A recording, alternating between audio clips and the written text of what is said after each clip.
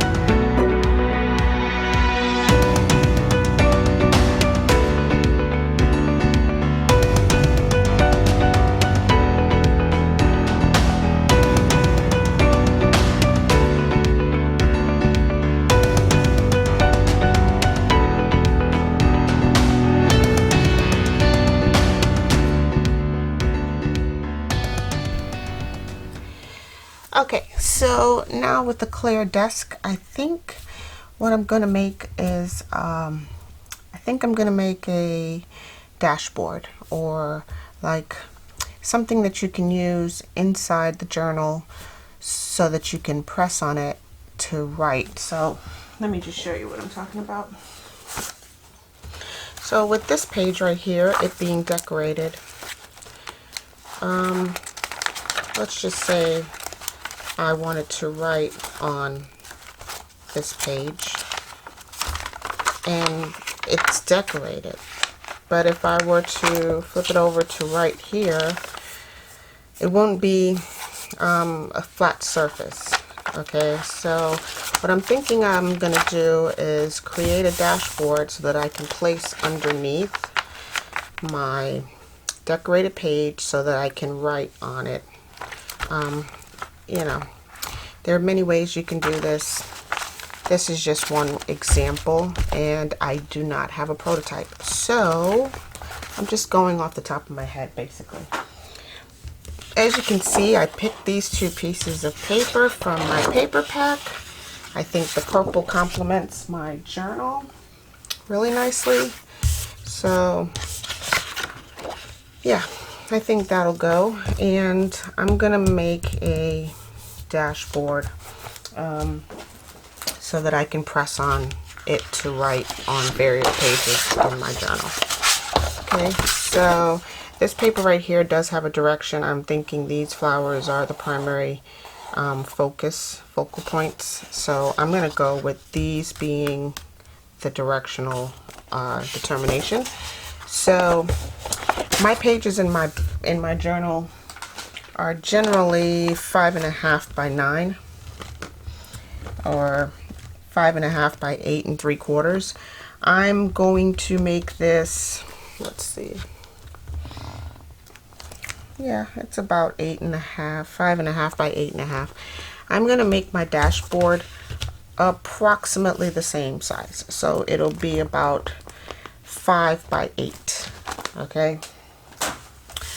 So I'm just going to take my two pieces of paper. I am going to mark them 5 by 8. And then I'll cut them. Let me get my pencil. So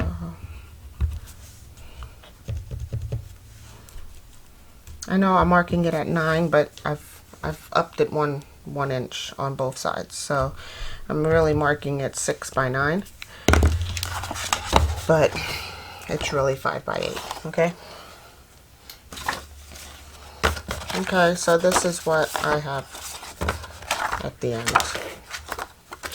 Now I was thinking about doing some some rub-on transfers on here. So let me just make sure that 5 by 8 is a good size to fit behind.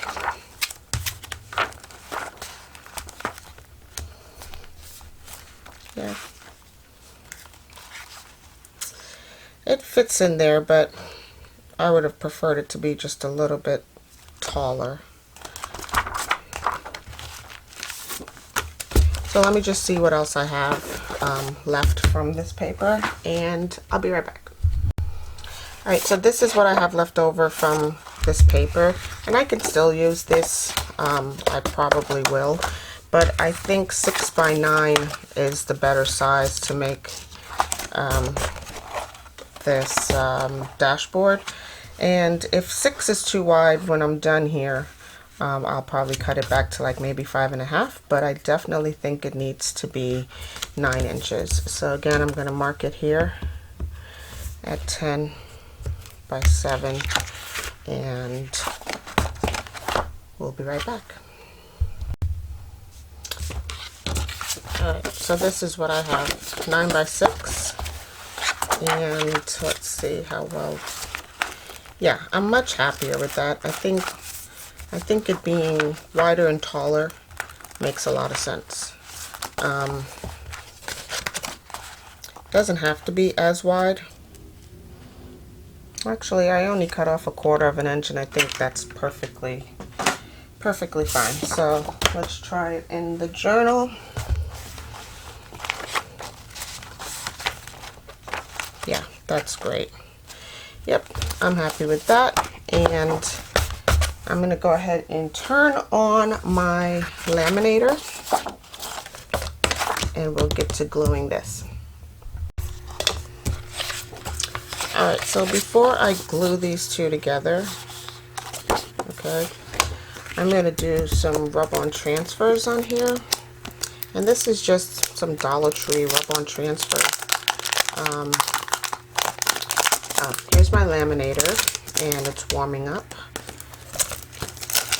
And when it gets to ready, then I will pop this in. But in the meantime, I'm going to do a little bit of rub-on transfers on this page. And I think I have enough to get it all on here.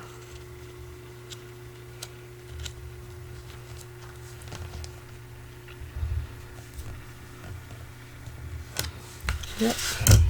Okay. It all perfectly fits right there. I'm going to get my bone folder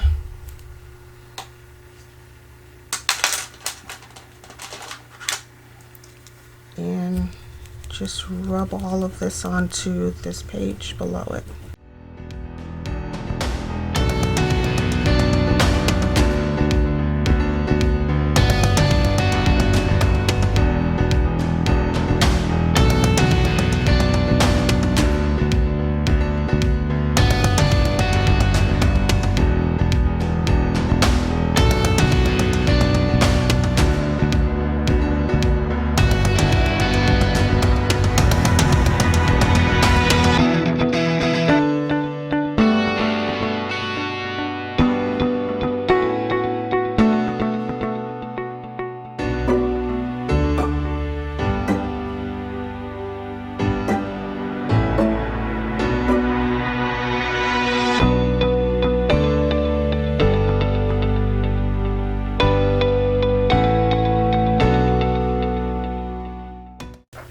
Alright, I think my laminator is ready now. So I'm going to glue these two pages together with my glue stick.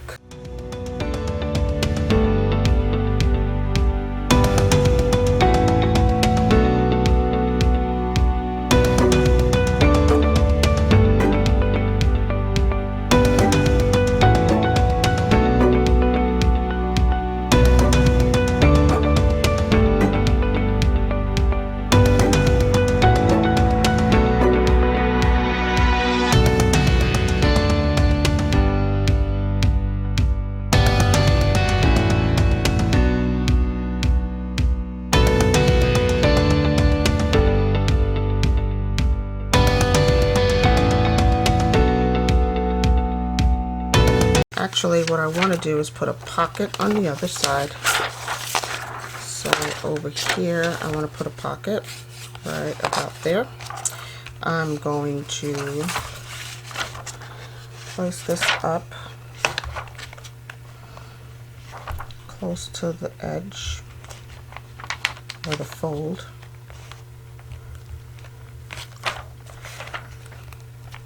And then I'll know how much to cut away.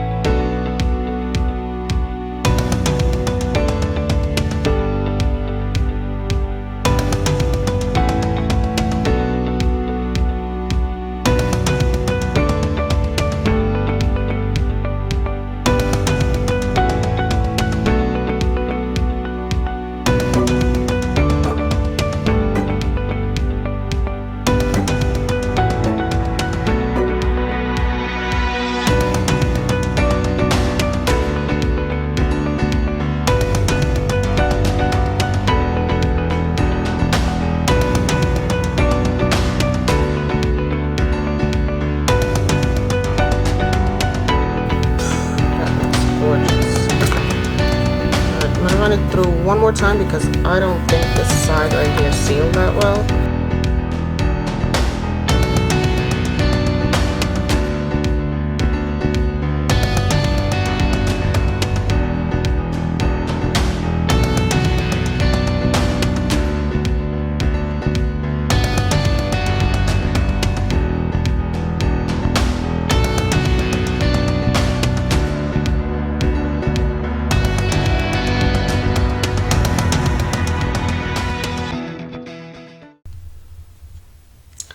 Okay, so I ran it through a couple more times because I wasn't sure what that cloud was. Turned out it was an opening, so I ran it through sideways. Sometimes you have to run it through your laminator a couple of times in order to get a good seal on it. But right now I think this is pretty much the end result. So that's that. I am going to use my craft knife and my ruler to cut open that pocket that I made. And you can actually see it because it is an opening, but what you don't want to do is press too hard. Now, all I did was make a plastic pocket. I didn't glue any of it down. So let's see how well I do in opening up that pocket.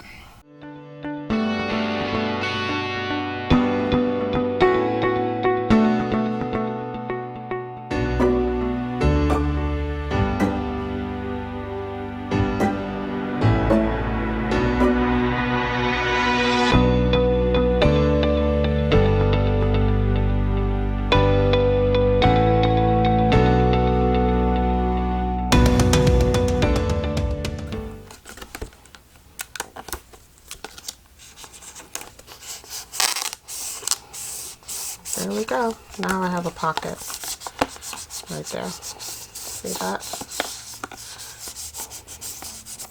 And I can tuck all kinds of things in here. And it didn't go through on the back side, so that's great. And I can tuck a bookmark in there. Actually, I can make a bookmark out of what I didn't use.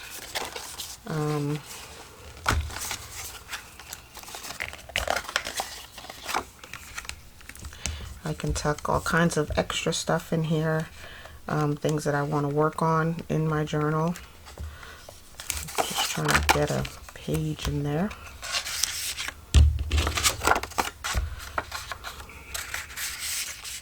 Yep. So there's my pocket. I'm going to round these corners.